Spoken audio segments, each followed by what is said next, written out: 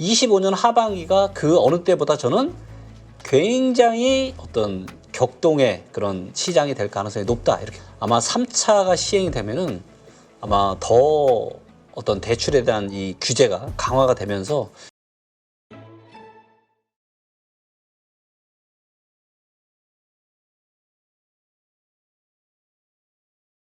오늘 모신 분은 리치고 대표시죠. 김기현 대표 오셨습니다. 안녕하세요. 네, 안녕하세요. 반갑습니다.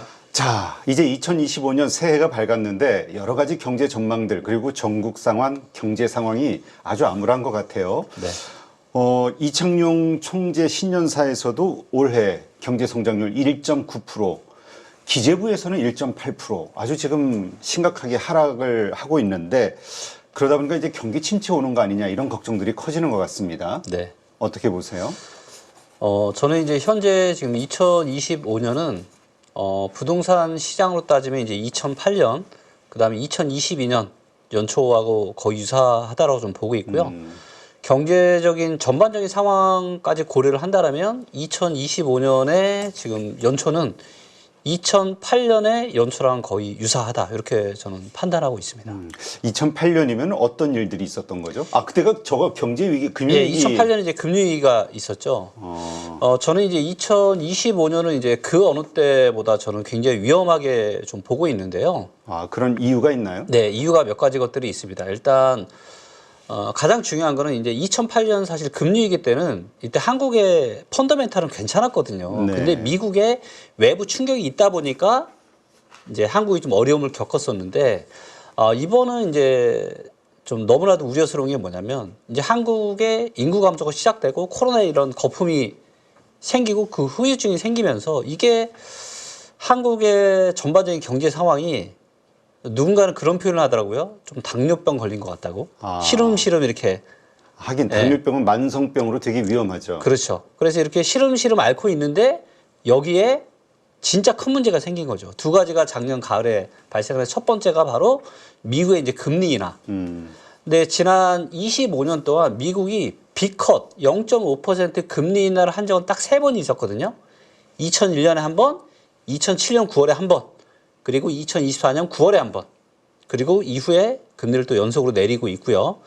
그리고 이제 미국이 이렇게 B컷 금리를 인하한다는 얘기는 뭐냐면 B컷의 금리를 인하할 수밖에 없을 만큼 지금 경제 펀더멘털이 진짜 안 좋은 거예요.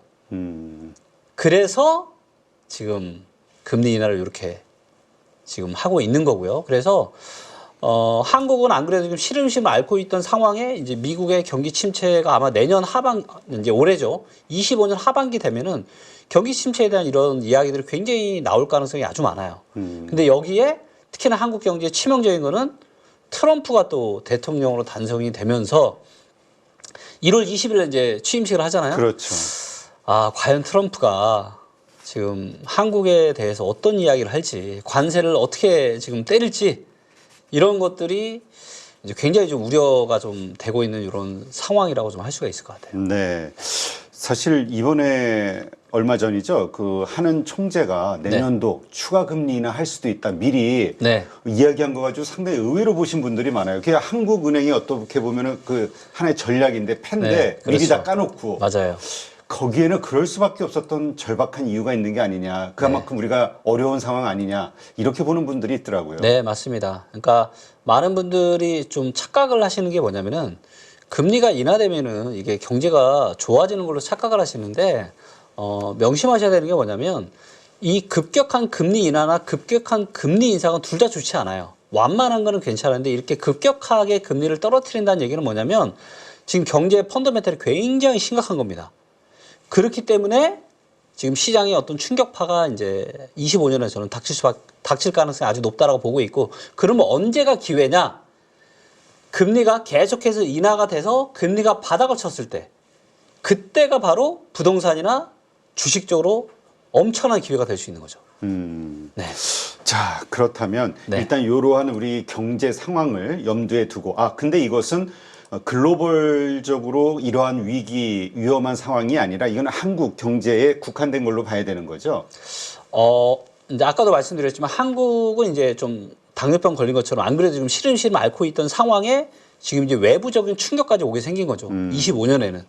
그래서 이제 그 어느 때보다 저는 2025년이 굉장히 격동의 시기가 될 가능성이 아주 많을 것 같고, 그리고 향후 어떤 부동산이나 주식시장에 대한 판단을 또 어떻게 하느냐에 따라서 희비가 너무나도 엇갈리는 한 해가 될 거라고 판단을 하고 있습니다. 아, 그러니까 다른 글로벌 경제, 다른 국가들도 기본적으로 좀 안 좋을 것이다. 네. 그 가운데서 한국은 더 많이 더 안 안 좋은 좋죠. 상황. 네. 자, 지금 아파트 거래 건수가 1000건대 수준으로 절벽에 이르렀다 표현이 있던데 네. 상황 좀 한번 설명해 주시죠. 아, 네. 요거 이제 데이터를 화면을 잠깐 보면서 제가 설명을 좀 드리도록 하겠습니다. 자, 여기 화면을 보시면 이제 아파트, 이제 서울의 아파트, 이제 실거래 이제 월별 차트예요. 그래서 이제 보시면 아시겠지만 요게 이제 7월 달에 이제 8,873건으로 이제 사상 최근 들어서 이제 가장 높았고요. 네. 그리고 이제 8월 달부터 떨어지고 9월 달부터 이제 거래량이 급격히 떨어졌죠. 그리고 이제 11월 달 같은 경우는 이제 집계가 다 끝났고요. 3,131건. 그런데 12월 달까지는 12월은 아직 이제 거래가 다 집계는 되지 않았지만 현재까지 이제 집계된 기준으로는 지금 1,350건 정도. 네, 그래서 거래량이 보시는 것처럼 이제 뚝뚝뚝 많이 굉장히 떨어지고 많이 있네요. 떨어졌다. 이렇게 좀 보시면 될 것 같아요. 자, 근데 저렇게 거래량이 떨어지고 있다라는 저 데이터가 가지고 있는 의미는 네. 뭡니까? 데이터가 가지고 있는 의미는 그만큼 실제로 계약을 체결하는 사람들이 작다라는 거고요. 반면에 근데 팔려고 하는 매물량은 굉장히 많아요. 그래서 지금 이제 이렇게 거래량이 갑자기 이제 줄어들게 된 그 배경을 좀 이해를 하셔야 되는데, 제가 이제 2024년 부동산 시장을 제가 전망을 하면서도 스트레스 DSR 2차의 영향이 크다. 1차는 별로 없지만 2차는 크다. 그러면서 이제 2차가 7월에서 9월 달로 미뤄지면서 제가 9월 달부터는 거래가 급강하고 시장이 꺾일 가능성이 높다라고 말씀드렸는데, 스트레스 DSR 2차가 시행되는 이제 딱 9월부터 정확하게 거래가 꺾이고 시장의 이제 분위기가 이렇게 사뭇 달라지고 있는 거죠. 그 얘기는 이제 그 DSR, 그러니까 대출 규제가 시작되는 9월 달서부터 대출 규제가 시작된 그 시점부터 네. 그러니까 이제 대출 규제가 상당히 시장에 영향을 끼쳤다는 얘기네요. 굉장히 중요한 거죠. 왜냐면은 2023년, 24년의 부동산 시장은요, 누가 울리고 웃게 만들었냐면 바로 정부의 정책들이에요. 자, 기억하시겠지만 이거를 제가 전국 기준으로 월별 거래량을 제가 한번 보여드릴게요. 자, 대한민국 역사상 가장 많은 아파트 거래량이 언제 터졌냐면 2020년 6월 달에 터졌습니다. 20년. 네. 그리고 이제 보시면 여기 2020년 연말까지도 거래가 굉장히 많았죠. 그래서 2020년에 사상 최고의 부동산 거래가 터졌습니다. 즉, 이때 살 만한 사람은 웬만큼 다 산 거예요. 근데 더 이상 살 사람이 없으니까 22년 하반기에 급락을 했던 거였거든요. 네. 시장에 약간의 충격과 더불어서.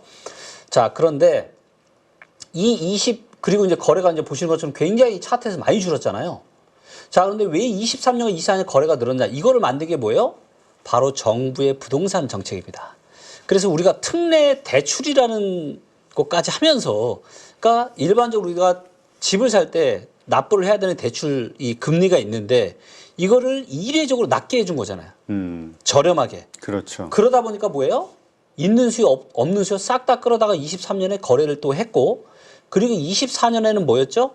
24년에는 신생아 특례라는 걸 사상 최초로 꺼냈고, 또 추가적으로 뭐가 있었냐면은 원래는 성인 자녀에 대해서 증여세, 비과세 한도가 5천만 원이었어요. 네. 근데 이거를 결혼을 하면 이거를 1억 5천까지 증여세를 비과세해 줬던 거죠. 근데 조금 자산이 있으신 분들은 2억 5천까지 증여를 해도요, 증여세가 1,000만 원도 안 됩니다. 그래요? 예. 그러면 2억 5천 해줬겠죠? 그러면 한쪽에 2억 5천, 2억 5천, 그럼 5억이죠? 합하면 이 5억에 신생아 특례 대출을 받으면 없던 수요도 당연히 생길 수밖에 없죠. 그러다 보니까 거래가 더 크게 늘면서 이렇게 많이 상승을 했는데, 이제는 이런 어떤 정부가 이제 올리고 또 내리고 이렇게 했던 이게 이제 25년은 거의 이제 끝나가지 않을까. 그래서 25년 연초에도 정부에서 또다시 또 정책자금 50조 푼다고 하고, 그 다음에 신생아 특례가 원래 소득 요건이 부부 합산 1억 3천이었거든요. 그래서 부부 합해서 1억 3천 연봉 밑으로만 받아야 신생아 특례를 해줬는데, 네. 이거를 올해 1월 달부터는 부부 합선 2억 5천까지도 해줍니다. 아, 그래요? 그러면 웬만한 부부들은 합해서 집사란 얘기. 다 해주죠. 근데 이게 그래서 또 25년 상반기에도 또 부동산 시장이 약간 이런 정책적인 요인들 때문에 또 반등이 나올 수 있고 거래량도 늘 수 있어요. 근데 그럴수록 시장은 너무 위험하다. 네, 그래서 25년에 진짜 승부는 20 스트레스 DSR 3차가 시행되는, 그리고 어떤 미국의 경기 침체나 한국의 경기 침체가 본격적으로 반영이 될 예정인 25년 하반기라고 좀 보고 있고요. 그래서 25년 하반기가 그 어느 때보다 저는 굉장히 어떤 격동의 그런 시장이 될 가능성이 높다, 이렇게 좀 보고 있습니다. 네. 자, 그럼 한번 정리해 보면은 부동산 상반기에 말씀하신 정부의 그런 정책 때문에 일시적으로 반등할 수 있지만, 그리고 네. 지금 심리는 거래 절벽이라고 표현될 정도 안 좋아서 그게 싸게 살 기회라고 생각될 수는 있지만, 사면 네. 가을, 그러니까 네. 하반기에 넘어가면서 크게 후회할 어떤 경제 사건들, 충격들이 올 것이다. 네. 그렇기 때문에 그러한 움직임이 보인다 해도 상반기에 부동산을 사면 안 된다라고 이해를 해야 될까요? 네, 맞습니다. 특히나 이제 부동산 같은 경우는 내 전 자산이 다 걸려 있잖아요. 지금 대한민국 이 개인들 자산 중에서 거의 80%가 부동산입니다. 그렇죠. 자, 근데 코로나 때 기억나시죠? 코로나 때 얼마나 많은 사람들이 또 금리도 싸고 해서 연끌을 했습니까? 근데 그때 그 의사결정을 했던 분들의 지금 운명을 명확하게 지금 알 수 있는 게 뭐냐? 바로 경매 데이터인데요. 경매 데이터 한번 리치고에 한번 들어가서 보시면 요게 지금 경매 건수예요. 지금 11월 달에, 24년 11월 달에 18,000건이 넘어섰습니다. 이거는요, 지금 20년 만에 사상 최고치예요. 금리 위기 때 이후에 경매 건수보다 더 많아요. 이게 왜 이렇게 많이 나왔어요? 예, 이때 코로나 때, 이때 초저금리 때 대출 받아서 건물 사고 집 사고 이랬던 분들이 지금 영끌했던. 전부 다 이렇게 다 경매로 나오는 겁니다. 그리고 이렇게 되면 어떻게 돼요? 제가 이제 뭐 제가 친한 분의 친한 분인데 건물도 한 두세 채 있고 그다음에 고가 아파트도 계셨던 분인데 이번에 경매를 다 넘어갑니다. 아, 그래요? 네.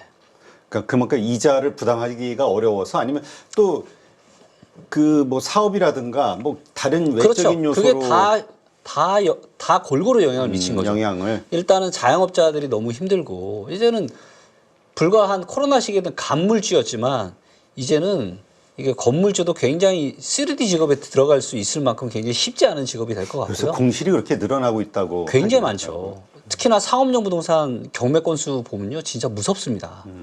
자, 그래서 제가 말씀드리고 싶은 게 뭐냐면은 부동산에 대한 의사결정은요, 너무너무 중요해요. 그러니까 함부로 잘못 내렸다가 그냥 인생이 완전 나락으로 떨어질 수가 있거든요. 코로나 때 사셨던 분들은 다 잘 될 거라고 생각했을 거 아니에요. 지산을 사든 아파트를 사든 건물 사든.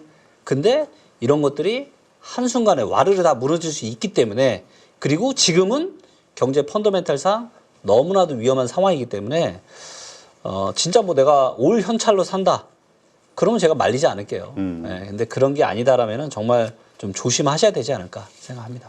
자, 그런데 뭐 지금 정치적 불확실성, 이러다 보니까 사회가 불안하고, 그리고 이 주택의 신규 공급이 상당히 지금 부족하다라는 그런 데이터들, 뉴스들이 계속 나오고 있기 때문에 네. 이 공급 부정에 대한 이슈, 이런 것들이 맞물리면서 네. 부동산은 계속 오르지 않을까? 현금 가치는 점점 떨어지고, 네. 인플레이션은 자꾸 올라가고, 네. 그러니까 지금 부동산을 사는 게 합리적이지 않냐라고 생각하는 분들도 있는 것 같아요. 네. 이거에 대해서는 어떻게 보세요? 그러실 수 있죠. 자, 그런데 지금 대한민국 부동산 시장을 전체로 놓고 보잖아요. 21년 연말에 딱 고점이었습니다. 그리고 그 이후로 다 박살나고 있어요. 어디만 그나마 괜찮냐? 강남, 소초, 이 고가 아파트들이 있는 이 지역만 21년에 정고점을 수준이거나 아니면 그걸 돌파를 했어요. 서울의 나머지 지역들은요, 가장 좋다라고 하는 서울도요, 반등폭이 정말 미미합니다. 23년, 24년 이런 엄청난 특례 대책을 썼음에도 불구하고, 네. 그만큼 지금 시장 상황이 안 좋은 거고요. 또 이 공급 부족은 이제 2022년부터 계속 뭐 공급 부족 하면서 사람들의 그런 불안 심리를 부추기시는 분들이 많았는데, 명확하게 제가 팩트 데이터로 좀 보여드리겠습니다. 자, 요 데이터가 지난 25년 동안의 아파트 입주 물량 차트 데이터입니다. 네. 전국. 자, 보시면 24년이 이제 34만 채 정도 됐고요. 올해가 한 25년이 한 25만 세대 조금 안 됩니다. 네. 많이 줄었죠, 작년보다. 자, 근데 요게 과연 이 정도가 정말 공급 절벽이라고 할 만큼 작은 수준인가요? 아니에요. 자, 보시면 언제가 진짜 작았냐면요. 11년, 12년, 13년 이럴 때가 정말 작았습니다. 네.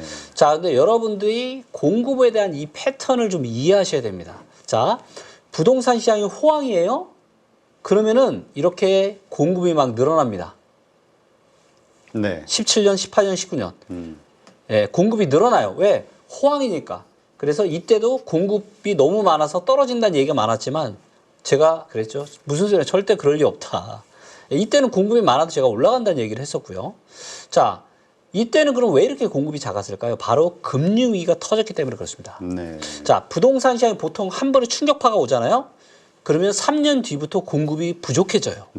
자, 2008년에 금융위기 터졌죠? 근데 금융위기 터져도 진행하던 사업들이 있으니까 계속 진행을 해야 되겠죠? 근데 딱 3년 뒤부터 공급이 확 줄죠? 자, 이번에도 보세요. 2022년도에 큰 충격이 왔죠? 그럼 22년부터 3년도 하면 얼마예요? 25년입니다.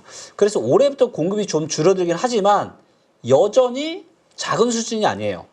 그리고 여기서 또 하나 말씀드리고 싶은 게 뭐냐면 저희 뭐 리치고 앱을 포함해서 대부분의 부동산 앱에서는요. 입주가 확정된 공급 물량만 보여줍니다. 네. 자, 그런데 이거를 입주가 미확정된 물량까지 더해볼까요? 데이터가 이렇게 바뀝니다. 공급이 전국적으로 그렇게 작나요? 자, 이 물량과 이때 물량 작지 않습니다. 자, 언제만 작아요? 26년은 작습니다. 26년은 확실하게 작은 게 맞아요. 아, 26년이? 26년은. 그런데 27년부터 다시 공급이 증가합니다. 예. 근데 대부분은 이 데이터를 못 봐요. 왜냐하면 이런 데이터를 만들려면 지금 재개발, 재건축 단계에 있는 이런 아파트 단지를 다 해서 해야 되는데 이거를 누가 하겠습니까? 자, 그래서 대부분은 이렇게만 보니까 공급이 아주 많이 줄어든다라고 착각할 수 있지만 여기에 재건축, 재개발 중에서 착공이나 분양 단계에 있는 것도 그다음에 이주 및 철거 단계에 있는 것까지 합하면 물량이 적지가 않습니다. 예, 그렇기 때문에 어떤 공급 절벽, 공급 부족에 대한 거는 한번 여러분들이 기사를 찾아보시면 22년부터 계속 공급 부족 그랬는데 실제로 공급이 그렇게 부족하진 않았다. 네, 알겠습니다. 그렇다면 저러한 이유로 계속 그 부동산이 오를 것이다라고 생각하는 것은 좀 데이터 해석의 오류일 수 있다. 이렇게 봐야 될까요? 그거는 이제 부동산 시장에 제대로 된 데이터가 별로 없기 때문에 그렇습니다. 네. 그러니까 하여튼 지금 요 말씀하신 이 리츠고 데이터로 봤을 때에는 네. 물량이 작지 않고 네. 그렇기 때문에 이것 때문에 가격이 올라간다라는 것은 말이 안 된다. 그거는 굉장히 위험한 얘기죠. 굉장히 위험한 얘기입니다. 특히 가장 이제 거품이 많은 강남 서초를 지금 산다. 아, 정말 큰 코 다칠 수 있습니다. 네. 자, 지금 부동산 대출 규제 상황 한번 좀 이야기해 주세요. 이게 어차피 그 DSR, 그러니까 결국 대출 규제 때문에 작년 9월서부터 이런 현상이 벌어진 거라고 하니까 네. 도대체 어떤 식으로 규제가 지금 이루어지고 있고 앞으로 또 어떤 규제가 나올 것인지. 아, 네. 네, 이제 자료를 좀 보면서 이제 스트레스 DSR 관련해서 말씀을 좀 드리도록 하겠습니다. 이건 이제 조선에서 이제 나온 기사 내용인데요. 자, 보시면 이제 1단계, 스트레스 DSR 1단계 같은 경우는 이제 은행권의 제1금융권, 우리가 보통 은행이라고 하는 네. 거기에 이제 주택담보대출만 해당이 됐고, 스트레스 금리가 이제 현재 1.5%거든요. 네. 이 1.5%에 25%만 적용을 했습니다. 그러니까 시장에 거의 영향이 없었던 거죠. 이게 네. 이제 24년 이제 2월 달부터 시행이 된 거고요. 자, 그 다음에 이제 24년 이제 9월 달, 7월로 예정돼 있던 게 9월로 바뀌어서 9월 달부터 시행이 된 게 뭐냐? 바로 주택담보대출 뿐만이 아니라 신용대출까지 포함이 됩니다. 네. 네. 그리고 1금융권 뿐만이 아니라 2금융권에 주택담보대출도 들어가요. 네. 그래서 범위가 적용 대상이 훨씬 더 넓어지죠? 그 다음에 스트레스 금리가 더 높아집니다. 50%. 네. 네, 그리고 수도권은 75% 더 높게 적용을 했고요. 자, 근데 3단계 같은 경우는 25년 7월 달에 이제 시행 예정인데 네. 여기에는 이제 주택담보대출, 신용대출, 그다음에 기타 대출까지 들어갑니다. 아, 뭐 카드론부터 시작해서 네, 나머지 대출까지 다 들어가고요. 그리고 1금융권만이 아니라 2금융권까지도. 그리고 가상금리도 100%, 현재는 1.5%고요. 이 가상금리는 최대 3%까지도 증가할 수 있습니다. 시장 상황에 따라서. 자, 그래서 3단계, 올해 7월 달로 예정되어 있는 3단계가 시행이 되면은 대출의 한도가 더 줄어들 거예요. 네. 그렇기 때문에 2차를 시행했을 때도 시장 충격이 꽤 있고 거래량 확 줄었잖아요. 아마 3차가 시행이 되면은 아마 더 어떤 대출에 대한 이 규제가 강화가 되면서 거래량이 많이 감소할 걸로 예상이 됩니다. 네. 이러한 것에 또 아까 말씀하신 대로 하반기 경기 네. 침체에 대한 충격 네. 이런 것들이 맞물리게 됐을 때는 상당히 위험하다. 네. 네, 이렇게 좀 이해를 하면 되겠군요. 네. 근데 과거 박근혜 대통령 때도 이제 이런 탄핵이 있었고요. 이 탄핵 정국에서의 이 부동산 상황과 또 이 탄핵 정국이 끝난 후의 부동산 상황 어떤 흐름이었는지 좀 이해를 했으면 좋을 것 같아요. 아, 사실 이게 탄핵과 부동산 시장은 저는 크게 연관성은 없다라고 생각하고 있고요. 이거는 뭐 사실 말을 하기는 좋은 이슈긴 하지만 이걸로 인해서 부동산 시장이 뭐 정권이 바뀐다라고 해서 떨어질 부동산이 갑자기 급 올라간다다 이럴 가능성은 없어 보이고 다만 이거는 있는 것 같아요. 뭐냐면 이제 어제 오늘 많이 나온 얘기인데 지금 이제 조기 대선을 하게 될지 네. 아니면 예정대로 2027년에 하게 될지는 알 수 없죠. 아직까지는. 아직은 알 수 없죠. 네, 아직은 알 수 없죠. 자, 근데 명확한 거는 뭐가 있냐? 그러면 대통령 집무실을 어디로 할 거냐? 지금 청와대로 다시 갈 거냐? 그렇죠. 용산을 쓸 거냐? 용산을 쓸 거냐? 근데 누가 용산을 쓰고 싶어 하겠어요? 그렇죠? 그렇죠. 그래서 용산이 집무실을 쓸 가능성은 저는 거의 제로에 가깝다라고 좀 보고 있고 그러면 청와대로 다시 가야 되는데 근데 청와대에는 뭐가 또 문제냐? 개방을 했기 때문에 보안이 또 쉽지가 않습니다. 그렇죠. 그렇죠. 이미 개방을 해버렸기 때문에 그러면 어딘가로 대안을 찾아야 되는데 이 대안으로 지금 얘기가 나오는 곳이 어디냐? 바로 세종시입니다. 아, 이번 기회에 그냥 내려가자. 내려가자. 예. 예전에 그리고- 하다가 실패했는데. 그렇죠. 그리고 이제 대통령의 집무실이 1집무실이 있고 2집무실이 있는데 이 집무실은 이미 이제 27년 정도에 완공이 되는 걸로 지금 준비가 되고 있거든요. 아, 세종에. 세종에 1집무실 말고 2집무실. 그래서 아예 이참에 그냥 세종을 그 이집무실을 일집무실처럼 쓰자. 그렇죠. 일집무실이 이제까지 청와대나 용산이었다면. 네. 아, 그래서 혹시라도 이런 이제 의사결정이 될 수도 있을 것 같은데 그렇게 되면은 이제 세종과 대전이 어떻게 보면 주식의 테마주처럼 상당히 또 급등할 가능성이 좀 있지 않나 이렇게 좀 생각을 하고 있습니다. 네, 알겠습니다. 네. 하여튼 요거는 상당히 또 시끄러운 이슈가 되겠네요. 또 청와대가 간다고 하면은 관련해서 그 맞아요. 청와대 직원들 그럼요. 그다음에 국회까지도 그렇죠. 같이 움직일 수밖에 없으니까. 네.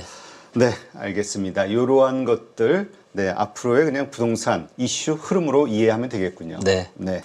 2025년에는 시장이 돌아설 것 같습니다. 한국 대선의 시간이 지금 빨라질 가능성이 굉장히 높아진 상황인데 정당들마다 이 대선의 주도권을 잡기 위해서 다양한 정책들이 경쟁적으로 나올 가능성이 굉장히 높다라는 거죠. 지금 현재 시장이 바닥권에서 상승으로 이렇게 전환을 맞이하고 있는 그런 국면이라고 저는 생각을 하는데 이런 시점에 공부를 해놓고 준비를 해둬야 막상 상승장이 왔을 때 좋은 위치에서 좋은 종목들 접근이 가능하다라는 거죠.